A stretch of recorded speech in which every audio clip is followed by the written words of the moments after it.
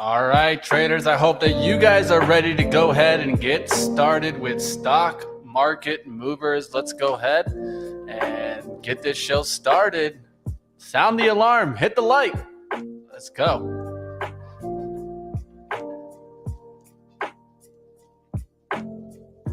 It's time for Money Mitch. When investors need a story, we're going to the moon. Welcome to Money Mitch, where story is everything. I'm here to find you the next opportunity. It's all about the green hands.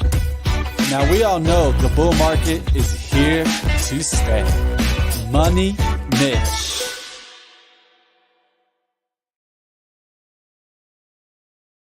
How we doing out there, traders? I hope that you guys are enjoying the trading action that's going on out there. It seems like the stock rally, at least for right now, whether you call it a dead cat rally or just a relief rally or maybe just the bottoming, whatever it be, I'll tell you one thing. Another strong day coming in today, so definitely something to keep on watch. Let's take a look at the overall market and see what we're seeing right now. You guys know I've been pointing towards the gap up here, and now we're definitely into that space here. We're going to see if we're able to fill in the gap today. Get on up there towards the low here of 389.75. Right now we're at 387.40s. That's kind of the area where I could see a little bit of a turnaround once we fill that shadow. But for right now, things are looking strong. Let's go ahead and let's talk about what is strong out there, right? I think it's important definitely to note where you guys are seeing relative strength. Right now, it's interesting. We're getting a little bit of that travel stocks coming back up. We'll talk a little bit about that, why specific, the catalyst. But let's just take a look first at these charts. Then we'll touch the catalyst here. Let's take a look at, and you can look all over today to see some of these. So you can look at RCL, Royal Caribbean, making a nice leap on up. NCLH. Making a nice leap on up. But it's not only in the cruise lines, right? You're seeing this stock right here, right? Six Flags even getting a little bit of a rip.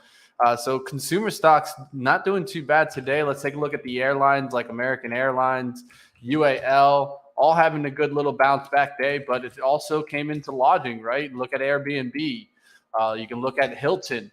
You can see here definitely stocks coming on back here. Hyatt also having a strong day there, and Marriott. So you could see the travel stocks were back. Where did this really come and stem from? Well, that's all going to be based on kind of off the back of Carnival Cruise Lines this morning, releasing their earnings, and then also their revenues increased by nearly 50% in Q2 compared to Q1. Occupancy was at 69%, an increase from 54% a year prior. And of course, we remember, right? Last year, there was still kind of warnings getting put out there by the CDC about that, cruises were kind of not probably where you wanted to be if you were worried really about catching COVID. And now you're starting to see a little bit of a change in sentiment here. And they're definitely releasing that there have some strong demand here in the numbers. Another thing that they stated was that this was the best quarterly booking volume since the beginning of the pandemic. So definitely we'll take a look here at CCL, having a strong day to start off. You guys can see here Carnival CCL here, Carnival Cruise Lines getting on up there towards the 1070s.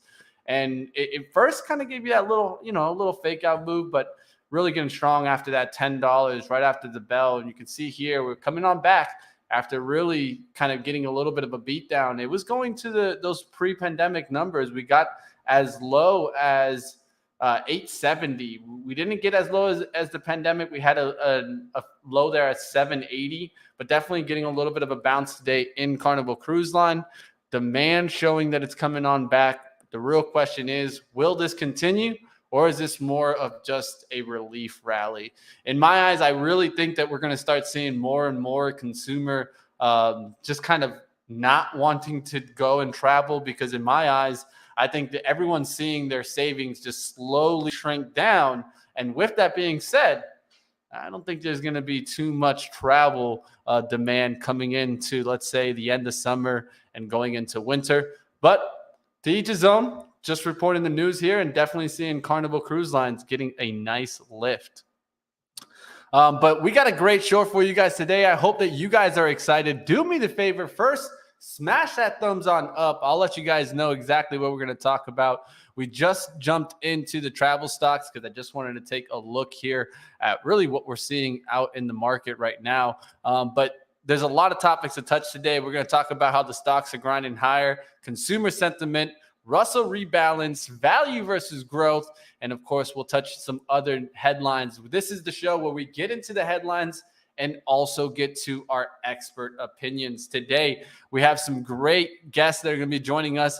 Later on at 1:45, we'll have Trivago's CEO, Axel Heffer, and this is going to be interesting. We've seen travel stocks up. We'll go towards a travel stock and talk about that.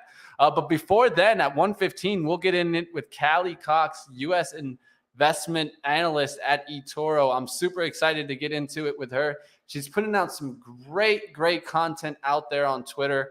So if you guys want to give her a follow, definitely look in the description below. And you'll even find the thread where we're going to go ahead and dive into a little bit later today. All right, let's go. Let's get into some other action that's going on right now. And I don't know if you guys caught this morning, but there was some comments coming from St. Louis Fed President Bullard. And he said that he favors front-loading the rate hikes to contain inflation. And it's a little early to have the debate about recession probabilities in the U.S. We're definitely seeing a lift today.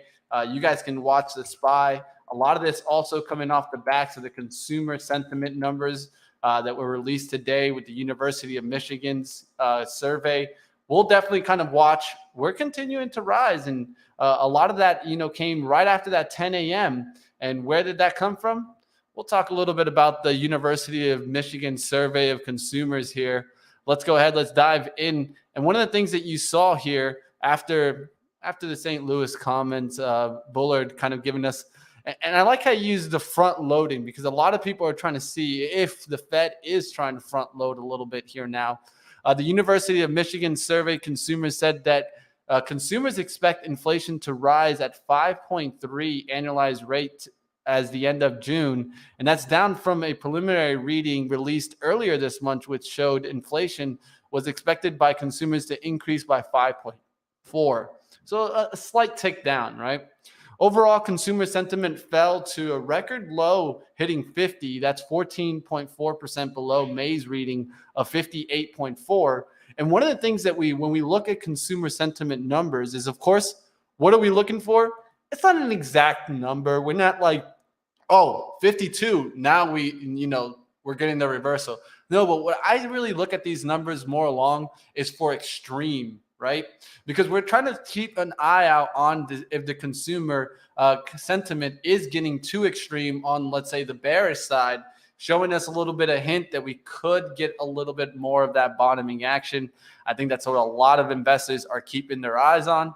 The truth is, we won't know until probably we already see that consumer sentiment survey already turn. And that's why, some people like to say that these surveys are a little bit lagging. But I think it's something to keep in mind with that itself. It's keeping a look at the consumers and seeing how extreme they're seeing the other side. I think it's important to keep in mind. Let's get into Zendesk now as we keep going through the headlines of today. Zendesk being acquired by an investor group for $10.2 billion. Let's take a look at the stock here. And actually, after hours, this was trading massively up. A lot of this was based on it being a rumor, and then the news actually hit. Why did the stock come down here from those 90s after making an over 50% gain?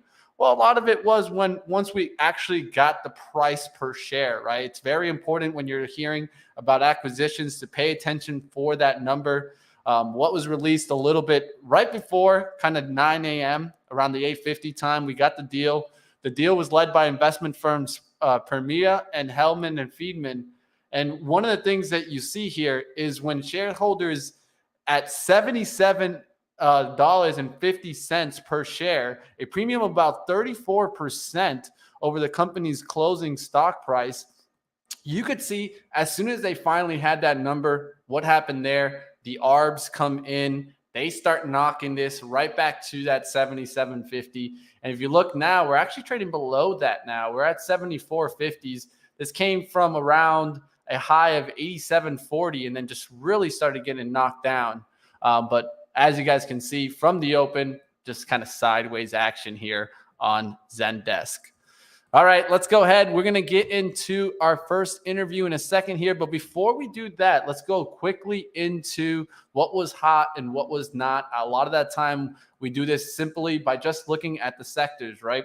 And so if we take a look here, what is leading us on the day? A lot of the times I want to go ahead and take a look at from the open, right? Because I always try to pay attention, not just overall, but from the open. So industrials leading us up here. I think it's important to keep on watch. We're up about 2.68. What are the strongest industries here? You got trucking leading us, integrated shipping behind that, rental and leasing service, but also what shows up here, like airlines, seeing a nice little big boost there. And another thing is with industrials, you're seeing what demand, kind of the demand push coming back here. We'll see if this can continue to make run on up. But if you take a look here at the overall sector, it has been coming back here after really getting beat down the last couple of weeks. We want to see it get back on up here above the green line. That's why I even have that green line there to start showing us that industrials are coming back and we can pay attention to them. In trucking, why is trucking leading? We'll talk a little bit about this later, but a lot of this has to do with USA truck shares trading higher after an agreement. So I'll talk a little bit about that coming on up. Let's go ahead. Let's dive on into our first interview. Like always, guys, this is where we get towards the experts because, you know, I can paint flags and kind of show you guys different areas to pay attention to. But what we really want to do is get to expert opinions so that you guys can stay in the informational edge. Let's dive right into that. I'm going to go ahead and play this quick trailer, and then we'll go ahead and bring on Callie Cox.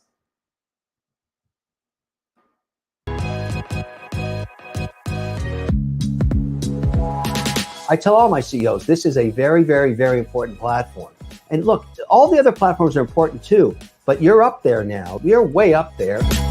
Best investments you can do in your future is actually go and re-educate yourself on credible sites and credible resources like Benzinga. I think you guys have been killing it. The comment section on this show is remarkable. Like the quality of the combo, and just big shout out to you and your community. What I love about you guys, you know, you just had all your callers in right then. And it's all about the community here at Benzinga.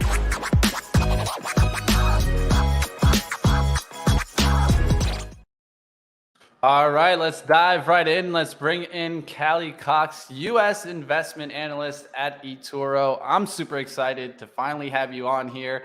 I have been following your Twitter feed for a while. I have to say, you're one of my best follows. I don't follow too often because I want quality in my stream, but I appreciate your kind of your Twitter feed. It's definitely something that I get a lot of information out of, Callie. Oh my gosh. Well, what's up, Mitch? I'm so excited to be here and happy Friday. Thanks for the kind words. Definitely. It's something that I would tell my followers to go ahead and check it on out. Like I said, I put it in the description for you guys. So all you got to do is click and go ahead and give it a follow. Let's dive right in. One of the things that I've been seeing you do is more of really great threads, because one of the things that we get into, and especially on Twitter, it's so kind of fast reactions, right? But we can have these deeper conversations when we go through our threads. So we're going to touch some of this. If you guys want to check out the specific thread that I'm talking about, I also included it in the description below so you guys can follow along.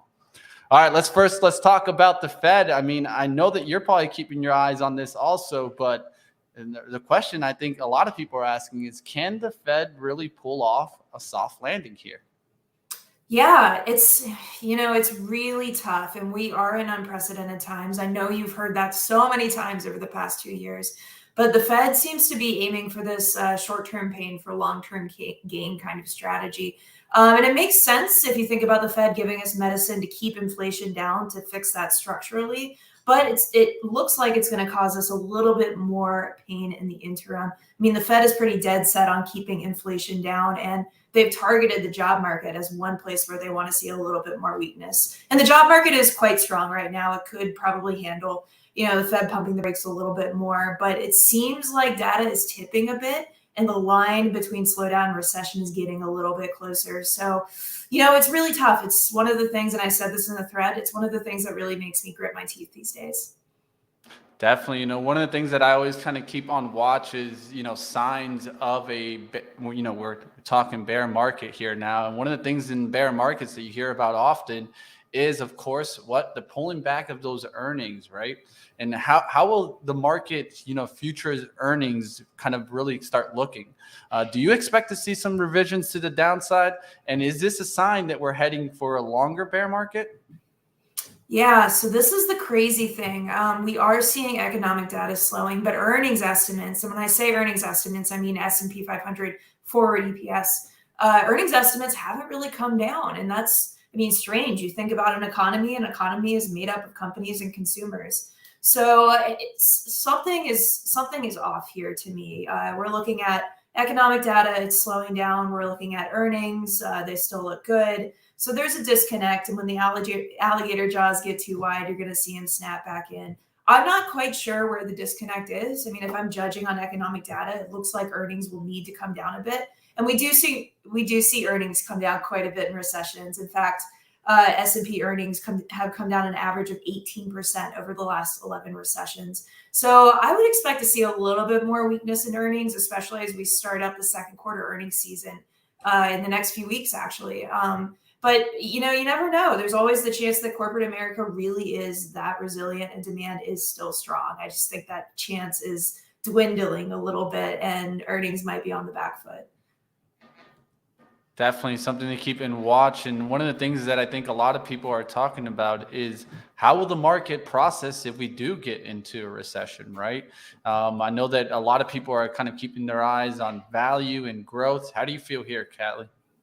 Yeah, so value and growth the relationship between them are one thing that I've pointed out a lot recently, because value stocks, and when we say value stocks, we're talking about stocks trading at cheap PEs and aiming for slower growth. Value stocks have actually held up quite well in this sell-off up until the beginning of this month, which was an encouraging thing. It was one big point that you could highlight and say, well, this could be more of a sell-off, valuation-driven sell-off that we're seeing in growth stocks. I certainly leaned on that point up until this month, but this month we've really seen value cave, especially in the cheap cyclicals part of it. We're talking financials, energy, materials. And if we are in a slowdown here and we see that slowdown turn into recession, all those cheap cyclicals that you're seeing in that value space could come down a little bit more. Mitch, I know you also mentioned some points I made about the tech bubble, but I certainly don't want to say that this is anything like the tech bubble. But we did see growth sell off at first during the tech bubble. And then once we hit that recession, we saw value follow suit. So we do have a pattern for that there. And it does make a little bit more sense that value would cave if we see growth come off. Definitely. One of the things that we're going to keep on watch is that, we try to get these to relatable, but the truth is that they're two completely different situations. In the .com era, we didn't have the inflation that we're dealing with today. But let's take a look here also. And would this be kind of more of a mild recession that we'd probably go into? A lot of people are even kind of not even thinking about recession, but you saw today even Bullard kind of saying that, at least for his eyes, he's not even thinking about that right now. He's just focused more on kind of front loading the interest rates to get inflation down. But of course, I'll kick it to you. Yeah, one good piece of news that I'll say about this cycle is that it is kind of formulaic in a way these days. We are seeing the Fed lean into interest rate hikes, and they're doing it because of inflation. It feels a little bit more predictable just because of that, because we've seen this program happen before. And maybe that's good news if we do end up tipping into recession. Maybe it's mild. Maybe the Fed has more optionality. I can't say for sure. I don't have a crystal ball. I hope for society, if we do tip into recession, that it is mild, because a recession is very painful and very real for lots of members of society. But on the other hand, I do think a lot about, network effects and how we all kind of feel this recession. Not recession yet, slowdown. How we all feel this slowdown. It's so uniquely personal. We see it when we drive down the street and see gas stations. We see it in our portfolio. That makes me a little worried that this could become a little self-fulfilling, and it could become a fear spiral. You can certainly say that a little bit of that has happened so far. But my hope is that it does stay mild. And if it does stay mild, then the S&P may find some support around these, shallow bear market levels. Something to keep on watch. And one of the things that I've been seeing lately is the energy trade come off. We're getting a little bit of a bounce today. What are you seeing in oil? Do you think we're finally seeing a little bit of a peak? Is this based more on consumer demand destruction out there, or just simply more you feel correction in the oil markets? Yeah, energy is so chaotic these days. It's tough. I told somebody it's ruined all my year-to-date charts in a good way. In a good way. I don't hate that energy is going higher, but I don't hate that stocks are going higher. But anyway, oil prices have come down quite a bit. I'm encouraging our clients to really be careful around energy because there are so many unusual catalysts weighing on it right now. And structurally, there's a good case for oil to stay high, right? With Russia out of the picture, Russia being one of the main exporters of oil, kind of leaving Europe in a lurch there. There really just isn't a ton of supply out there. So oil has come down a bit. We have seen recession worries tick up quite a bit as well. We've seen those recession worries weigh on yields as people have rotated into bonds. So, I look at all the signs. It seems like oil prices are falling for the wrong reasons and energy stocks are coming down with it. So I tell people to hesitate a little bit if they think that this is the beginning of, oil, falling into this massive sell-off and everything kind of snapping back to normal, because structurally we really aren't in a normal place. And it takes a while for the oil industry to get back on the rails. Definitely something to keep on watch. We'll see if we kind of continue to get that gain. I've been watching oil. I know I was stunned, at least in the last couple of weeks, to see it come down as much as it did. Is there any other area that you're starting to see a little bit of rotation strength? I know that we've been seeing a lot rotating away, but I'll kick it to you. Is there any sector you're kind of keeping your eyes out?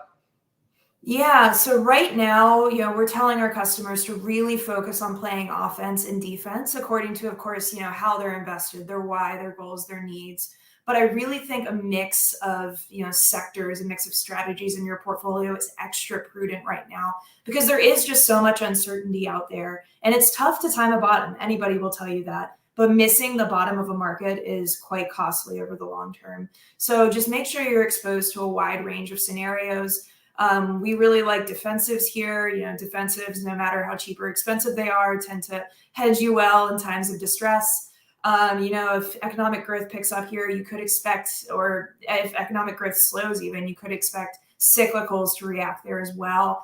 And tech, tech's an interesting story. There are a lot of promising themes in tech right now, but in a high interest rate environment, short term, it's tough to see tech rebound too much. So in a 30-second nutshell, that's kind of what I'm thinking about on a sector level.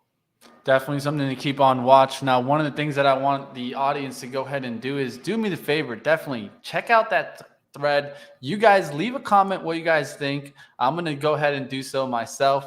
So we'll definitely keep up with you, Callie Cox, the U.S. Investment Analyst here at eToro. And congratulations on the new position. I see you're doing really great for eToro. And like I said, guys, give her the follow. It's going to be definitely one that can get you back some value. So appreciate you coming on, Callie. And I'm kind of getting closer into the area. I don't know if you know, but I just recently moved to Charlotte, North Carolina. No kidding. What's up? Welcome to the area. Yeah, definitely. We're going to have to definitely stay in touch. And yeah. Who knows? Maybe catch a UNC game. We'll see. Well, you have to now that you're in North Carolina. Definitely. I mean, we're not going to talk about the other school. We won't get into that. Nope. All right. Have a good one, Callie. Take care. And we'll definitely have you back here on Stock Market Movers. Yeah, you too. Thanks for having me. All right, let's go. Let's keep it going, guys. This is what it's about. It's getting towards the experts. I hope that you guys enjoyed that conversation. I feel like we touched a lot of important subjects there. And one of the things I definitely tell you guys to do is pay attention to kind of the developing stories. And I think that's important to kind of watch. So one of the things that we touched there is the future earnings. I definitely say keep your eyes on that, because that's going to give us a great sign on where we're heading, right? Another thing that could happen there is lowering the bar there for the expectations also. So keep this in mind. We'll see what happens there. I appreciated Callie coming on today, and let's keep it going. We got more headlines to get to. This is Stock Market Movers, where we touch the headlines and get to two experts. A little bit later, we'll be going to Trivago CEO Axel Heffer after a really good travel day. So I'm super excited to get into that. That's going to be Trivago, TRVG. We'll get into that coming on up, but let's get into some other headlines here. Let's go towards our earning headlines. We did get CarMax earnings and FedEx. Let's go to FedEx first. I feel like that's a good one definitely to touch. This one came after the bell yesterday, so just want to kind of state that. Let's take a look here at the overall stock, and I'll definitely go into an intraday chart so we can take a look at it. Here's the 15-minute chart as we see it get on up there towards around 248, pulling back here towards a 242, but holding those gains there from the after-hour push there. The adjusted EPS was in line here at $6.87. Adjusted sales missing here at 24.4 billion, missing the 24.57 billion estimate. FedEx says it expects a repurchase of a 1.5 billion of the common stock during the first half of the fiscal year 2030. So we'll definitely kind of keep on watch. We'll see if this can continue making that lift. It had a 15-point expected move, and so it wasn't too far off of it. If you think about it, we closed near about the 230s, and it got up there towards 245. So there you guys have it. Good move there in FedEx, and kind of a great gain there. So we'll definitely kind of see if FedEx can continue holding that. How did this affect maybe a stock like UPS? Look at that. Nice little lift there. A lot of these kind of run hand in hand. So keep the relationships on your mind, and let's keep going here. All right, let's go towards the next one here. Let's go to CarMax here. This one's a weird symbol. It's KMX. Don't know why they chose K there, but CarMax there, not having a bad day there, having a good lift there. EPS here at $1.56, beating the $1.49 estimate. Sales were at 9.3 billion, beating the 9.12 billion estimate. And you can see CarMax getting a little bit of a lift here. We'll see how this affects other kind of stocks in this sector, but we were already seeing kind of Carvana having a good day yesterday. Let's go ahead. Let's take a look at Carvana today. Another good day there for Carvana. And I think that is also coming off the backs of that CarMax earnings. So keep these on your radar. We'll see what happens and if these can continue making moves on up. All right, let's keep the headlines going here. We like to keep going fast, so we'll go into some other ones here. And if for any reason you guys got a catalyst or a stock that you guys want to talk about, remember, you guys run the show also. So let me know in the chat, and I'll go ahead and get to it. All right, let's keep going here. Let's get into some more headlines and some more news around.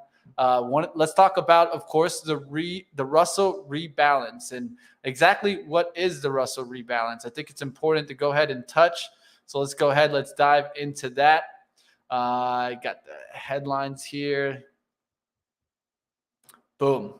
All right, so let's get into a little bit more about the Russell rebalance. And one of the things to keep in mind, and I'll go ahead and state it, is that in 2021, the Russell Reconstitution Day was the highest volume traded day of the entire year on 2021. A lot of people were asking me why the volume was so high today. Well, there you have it. The Russell rebalance brings in that high volume. This rebalance process is designed to capture market shifts from the previous year to ensure that the Russell U.S. index continues to accurately reflect the U.S. equity markets. And so one of the things to keep in mind are the additions and subtractions. We could take a look at some of those. You could take well, I'm going to actually, what I'll do for you guys is I'm going to throw up the link here for you guys to check it on out. If you guys want to check out the Russell 3000 additions and deletions. First thing first, let me throw up the deletions. You guys can go ahead and check these out. I'll throw it up in the chat here so that you guys can just click on it and kind of stick around with me here. And we can take also a look at the additions and see how some of these stocks are performing today. So if you guys want to do that, definitely smash the like. Or if you guys got one that was on this addition or deletion and you want to check it out, throw it up in the chat. All right, let's keep going. Let's take a look at some of these. I'll go ahead and I'll kind of call out some of the ones that I've been looking at. Of course, you guys can keep on watch. Airbnb showing up on here. So let's go. Let's take a look here at Airbnb. Nice day there with that lift. We talked about this one a little bit earlier, but it's also other stocks, like let's say the LIDAR stocks, LIDR. You can see this one was getting a little pop in the pre-market, but now coming on back here. So it's not all of them that are just making huge gains. So keep that in mind. Some stocks are going to move a little bit more than some others. And I think that's one thing that you got to always keep in mind with these stocks. Even a stock like AUPH is showing up on here. And you can see how it was going up in pre-market and came right back on down. So you don't want to get caught too much in this. Let's take a look at Benson Hill.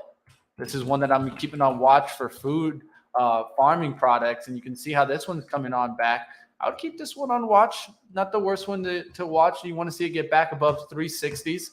We'll see how that one can happen. Let's go ahead. Let's take a look at some other names here that are getting added here. Clove. You can always see this one kind of get a little bit of a spike. And so a lot of these are kind of moving hand in hand. Nothing crazy right now. Docs is having a good day. If you want to take a look at this one, look how this one's performing. I'll keep this one on watch. And then you guys can keep watch on the list. There's so much there. It's not like it's just one name. So you guys can keep watch, like EVgo is one. You see this one was looking good in the pre-market and came back down. So there's no right or wrong way to kind of trade the Russell rebalance. But one thing to keep in mind is the increase in volume, and understanding that in 2021, it was the biggest volume day should already kind of give you those headlines. Another thing to keep in mind is what's going to be added to the Russell 1000 Value Index, which we do have Meta and Netflix going into that. Take a look at the Meta move today.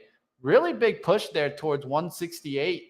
And this has been making a nice little lift, especially after going on Mad Money, making comments about the metaverse. But nice little lift there. Rejected to get above 170. So that's kind of the level that we're going to keep on watch. Can we get back above that 170?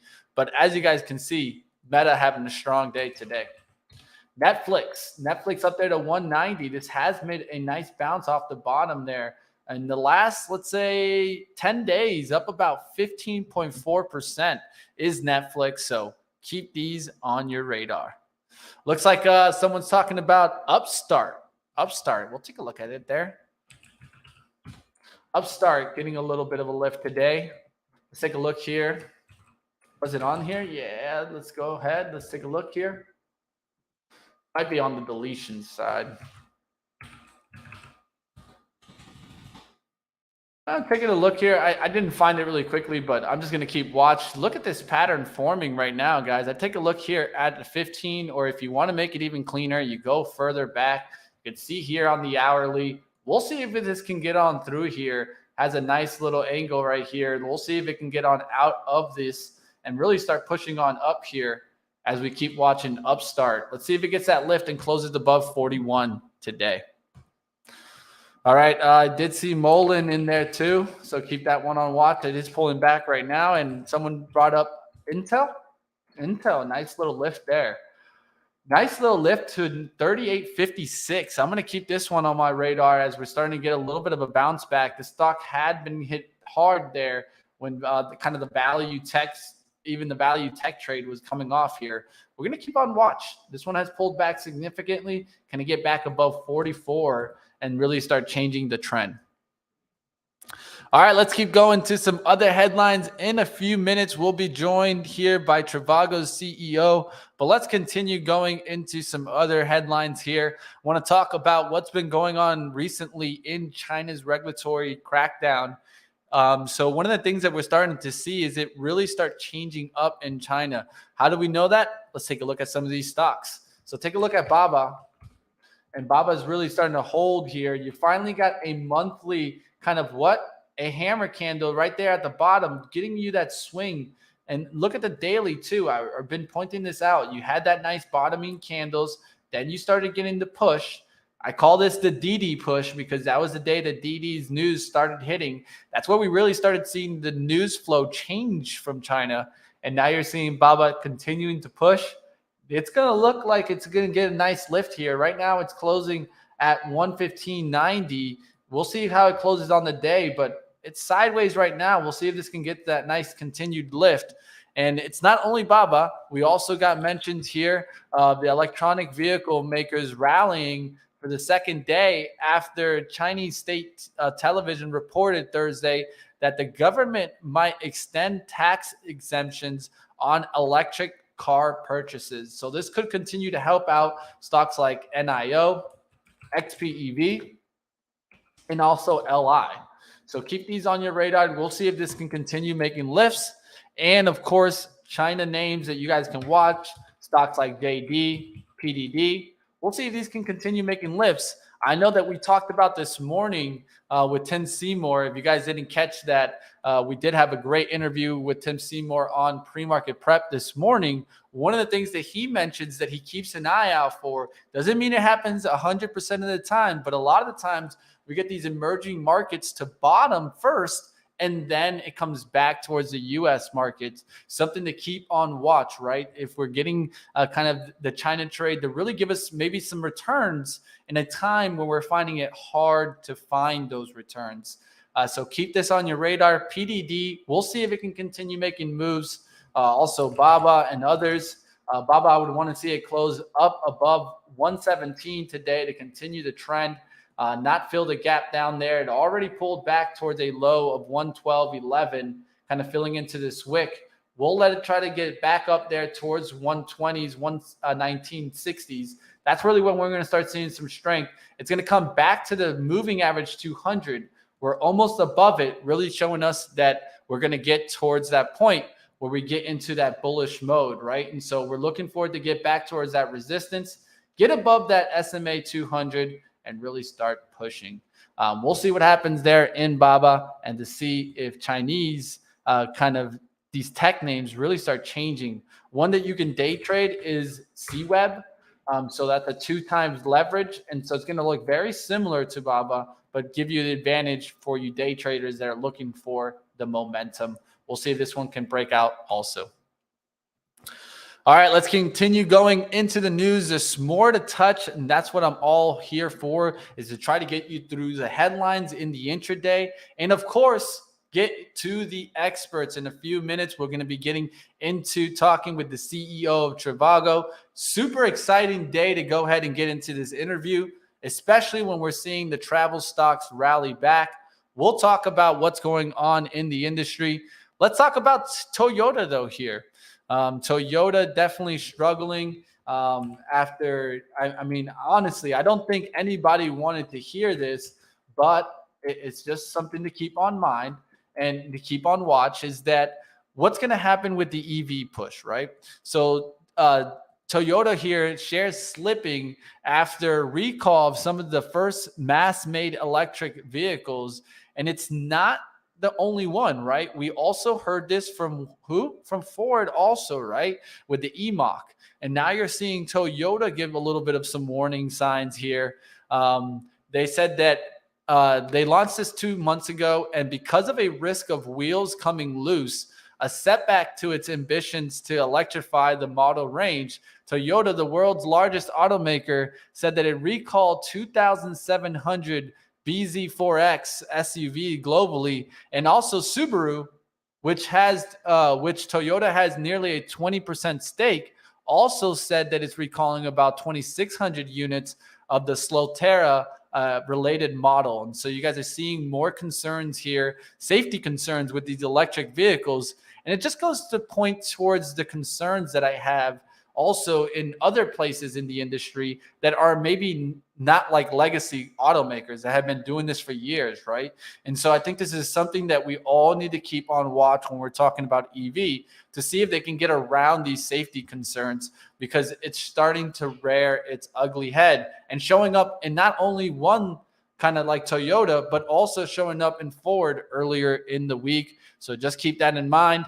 We also getting comments from Elon Musk talking about how he's struggling in Tesla to keep the parts, but there's a lot of worrying right now in EVs. It's definitely not an area that I feel is strong at the moment. But like always, make your own investment decisions, guys. We'll see what happens. Keep it on your radar, and we'll see if we can get EVs really to come out, right? I mean, I think really what I'm always looking for is infrastructure first, and then to see that EV wave. We'll get into that and keep watching to see if Toyotas can get back up.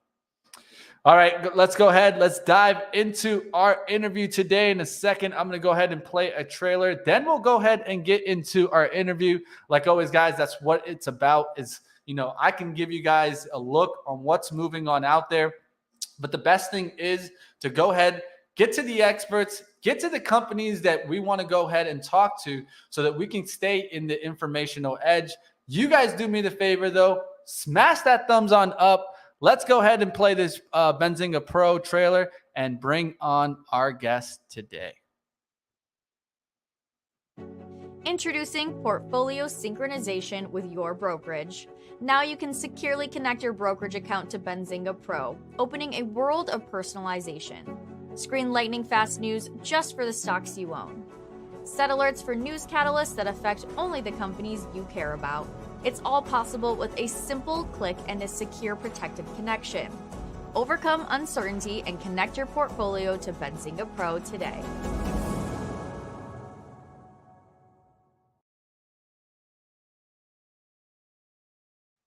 All right, let's go ahead. Let's bring on here Trivago CEO Axel Heffer.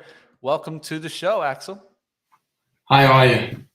Welcome here. I don't know if you're in Europe and it's a little bit late for you, so I will say thank you for joining me specifically here on Stock Market Movers.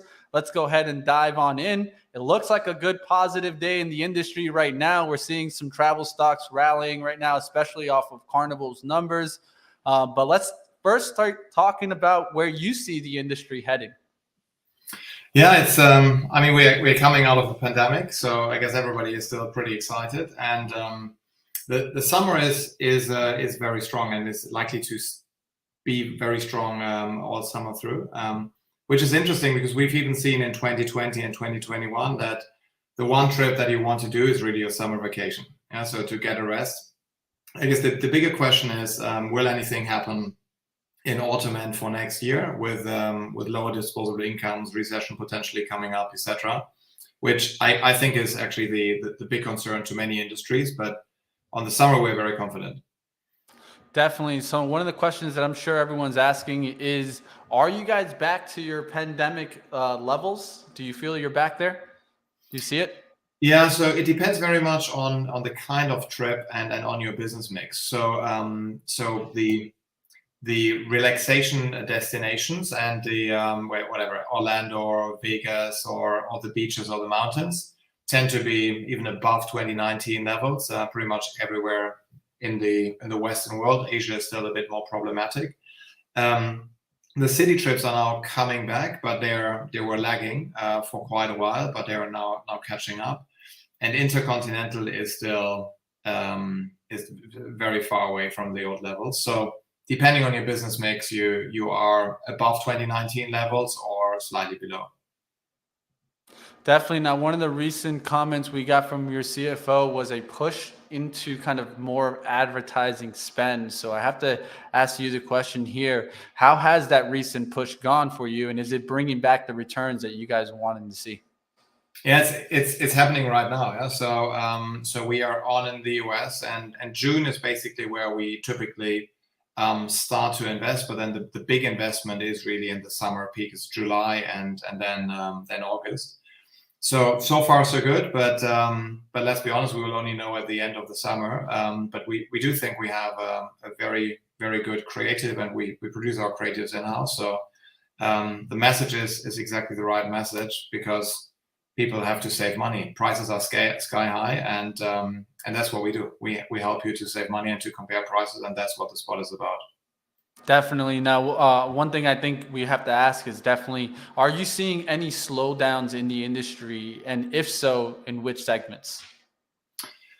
Not yet for summer. So, but my expectation would be that we will see a slowdown in autumn. Yeah. So absolutely, and I think it's likely to be pretty much everywhere. Yeah. Now, one of the things that I'm trying to keep an eye out for is how inflation's really affecting the ADR or average daily rates here. What have you seen? Yeah, so it's another interesting question because I think the main drive, you have two drivers of the ADRs. I mean, the one is that demand has now come back very quickly, and that supply hasn't come back necessarily at the same pace. And the main limiting factor there is labor shortage, and that is true in the US. That's true in most European markets. And I guess that imbalance of supply and demand for many things, accommodation, flights, etc., is leading to very high prices. And I think that's right now the biggest driver. It's not the increase in consumer prices, but for next year that could obviously change. If demand is getting a bit softer, then the underlying fundamental inflation might be a bigger driver of the ADRs. One area that I'm watching is of course are the business segments kind of changing up here? I know maybe last year you might have had a little bit higher into the luxury segment, and now you're seeing a little bit more budget. Is this what we're seeing also from the consumer? Yeah, I mean, right now we don't really see that yet. Yeah, so Okay. right now, prices are sky high, and I guess the popular destinations are fully booked. My expectation for autumn and next year would be that the middle segment will actually outperform, because I guess you can fill your rooms by lowering your prices if you're somewhere in the middle. If you're the standard business hotel that is undifferentiated, that might be more difficult. Okay, so the question here is Trivago, and what really gives it a competitive advantage over others?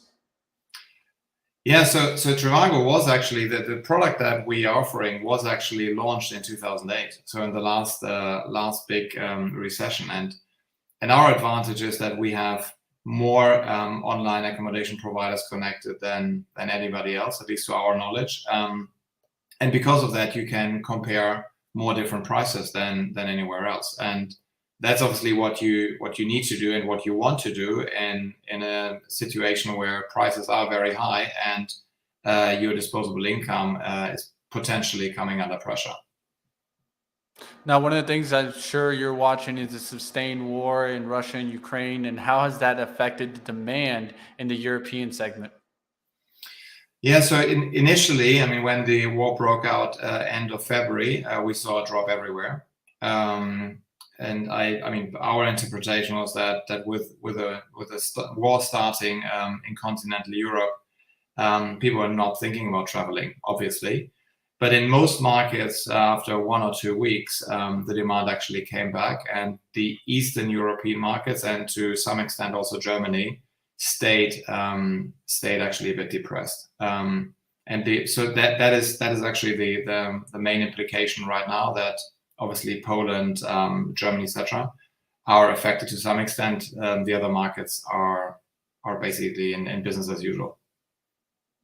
Of course, not perfectly related, but we are seeing more and more talks, of course, of kind of back to work office and then kind of at home workers. I know that you recently have had conversations about this. How have you seen the move of getting back into office? Do you feel that this is helping production? Do you feel it's not, or do you feel it's just not really truly related towards the growth there and productivity? Yeah, so we were 100% in-office company before the pandemic, and the reason is that we do think that our culture is actually quite unique, and it's also a differentiator, and that's what people working for us actually do value, and that's why they are joining us. Having said that, we made very good experience with people working remotely, and so we decided in 2020 already that we want to go for hybrid. So we really want to have the best of both worlds. That's easier said than done. The challenge is that if you want to give everybody full flexibility, it's very difficult to get the benefit of being in the office, because the benefit is not the office as such, but is that you meet everybody in person.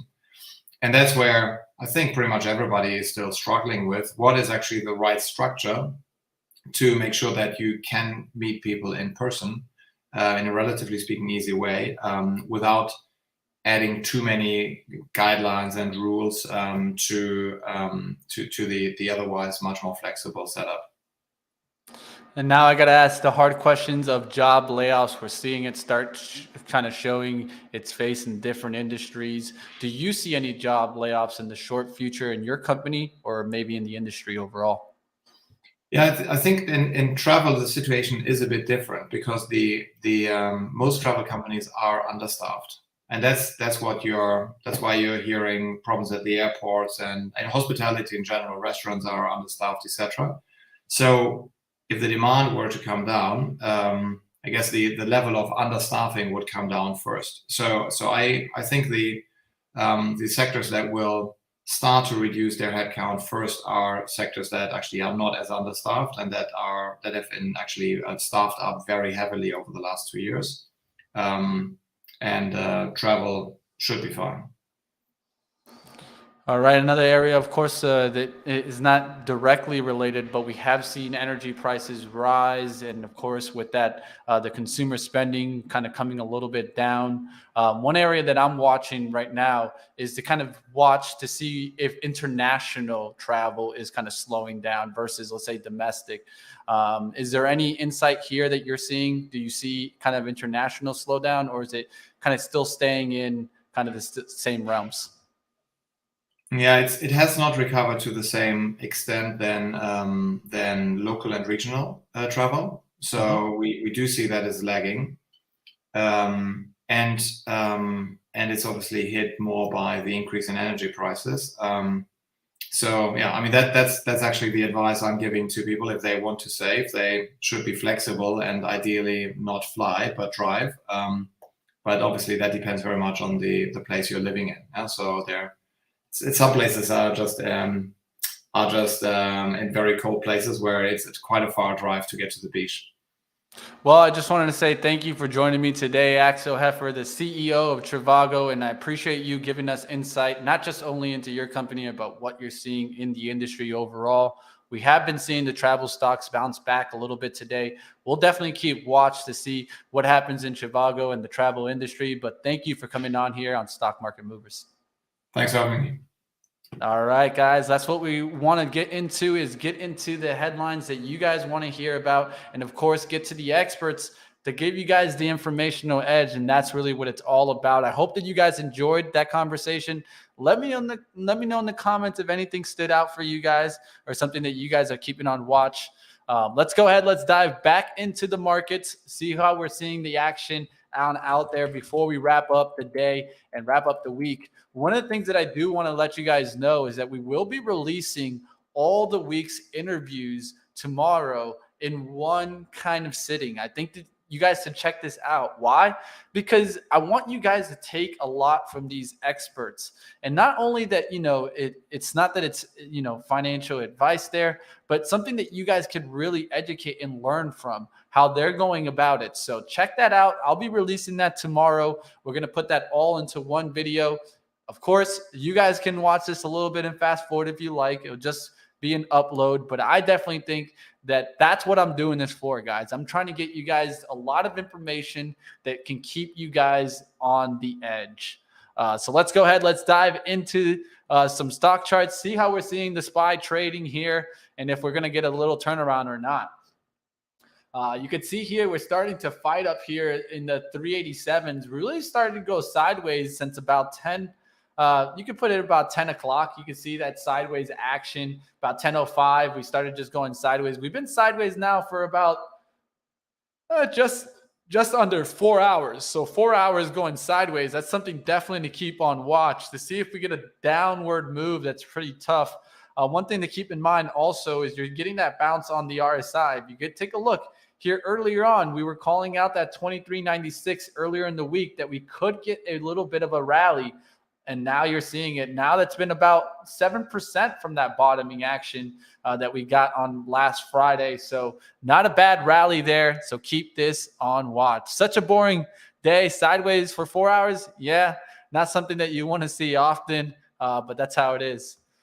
Crypto charts. Check this out. Check what out? Crypto charts. You want to check out Bitcoin? We'll see what happens. We need to talk to some more crypto experts here. Stay tuned, guys, because that's one thing that we'll definitely do is get some more experts out there. I know Chris Ketchy is going to be joining us sometimes. Our best, at least in my eyes, our best writer. Of course, you guys can have your own favorites, but that's my favorite. I definitely keep up with him. If you guys want to check him out, that's just at Chris Ketchy. That's Ketchy, Katje. So check that out. All right, let's go ahead. Let's take a look at Apple. I saw mentions in the chat of Apple. Look how we're getting a little bit of a bounce back, starting to fill in some of these gap zones. So I think that's definitely important to keep on watch. Can we get into the shadow zone? I've drawn this sideways now for a while. You can see how we rejected right into that level. So let's see if we can get back above 144.50s. If we do that, it's going to really start looking like it's turning around here. And we can get back towards this long-term trend line that we broke, so that we can get back into the game here in the bullish side of Apple. Another thing to keep on watch, look how far the 50 is. The 50 SMA is all the way up here right now at 149.14, showing you that for right now, yes, you got a little bit of a turn here. You can see it with the 9 EMA and how you're starting to curve, and the price action is actually above the moving average, but it also is showing you some weakness when you see the 50 and the 200 so far away. Jonathan says he managed to take some losses. It's been rough. Probably going to sit the rest of the day out. Always good into the weekend on a good note. Yes, I agree with that, Jonathan. And don't worry, you're not the only one struggling and fighting in this market. You guys see me always battling on live trading, but I'm not the only one either. There's a lot of investors out there that are struggling with these dead cat rallies. Does it hold? Does it not? What's going on in oil? We'll just keep going to the experts to try to keep us in the informational edge, because that's what this show's about right here on Stock Market Movers. So I hope you guys enjoyed the week, enjoyed the guests that we had earlier on in the week, and especially guests that we had earlier on today. Check out Callie Cox. Of course, check out Trivago, see how that develops, and we'll keep watch on these travel stocks. And who knows, maybe I need to get myself on a Carnival cruise line, because it looks like the cruises are hot and I could use a cruise. But we'll see you next time right here on Stock Market Movers. Up next, no, I don't think you guys got moon or bust today. I think they're still partying in NYC. So we'll go ahead and get you guys over to at the close. That's going to be at 3:30. So if you guys want to close the market with us, get on over there. I'll be with Joel Elconin, and I hope you guys enjoyed Stock Market Movers this week. Please hit the comments after. Who do you want to see next on here? Is it a company, an expert, or do you just want to go ahead and see something more or less of right here on Stock Market Movers? Remember, you guys run the show, and I'll see you next time. And smash the like before you get on out, guys. Let's keep it going.